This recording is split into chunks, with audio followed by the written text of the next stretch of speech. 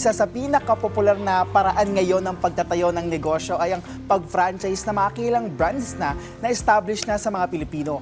Kung kaya't kaugnay niyan, isang franchise expo ang ginanap sa Pasay na pinangunahan ng Philippine Franchise Association. Panoorin po natin ito. Sipag at tiyaga ang puhunan sa pagnenegosyo.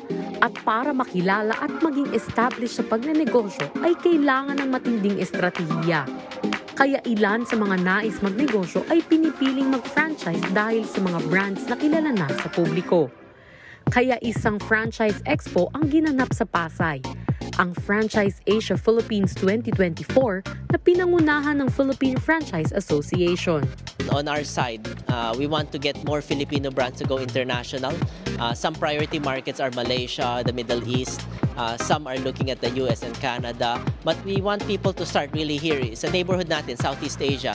The franchisors, legitimately, the PFA franchisors can help you start your business by becoming your own boss. In terms of budget, napaka-generous nga ngayon. You can get franchises, for example, on board 200,000. Average ng return on investment, ROI, is 18 months sa ganong investment. Layunin ng organisasyon na makatulong sa mga nais magnegosyo, mapalakas ang employment rate ng bansa at mapalakas pa ang ekonomiya.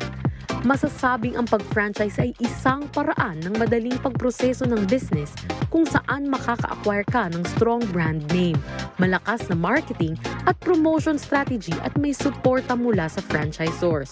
The top 3 points to be able to help our franchisors, franchise brands to expand not just overseas but also expand nationally is first the tax incentive programs. Now, what are the concessions being given to our existing established franchisors already? Second one is access to funding kasi ang taas ng interest rates ngayon for loans. And then the third one is the intellectual property. We've been working a lot with the IPOPHIL, with DG Barba's team, but we still need a lot of help in terms of our franchisors getting access to Madrid Protocol compliance. At tinatayang aabot ng 700 local ang international brands ang nakilahok sa exhibit tulad ng mga food chains. Of course, we want more. In the next 5 years, we are planning to open additional 300 stores and 60% of which would be franchise stores. Sa franchise natin, we're more than 700 already. Okay, pero overall, or in the Philippines, we're almost 4,000. Kasama yung partners namin na key accounts. Ang dami-daming nagre-reklamo, no, na inflation, ang taas, ang mahal ng bilihin.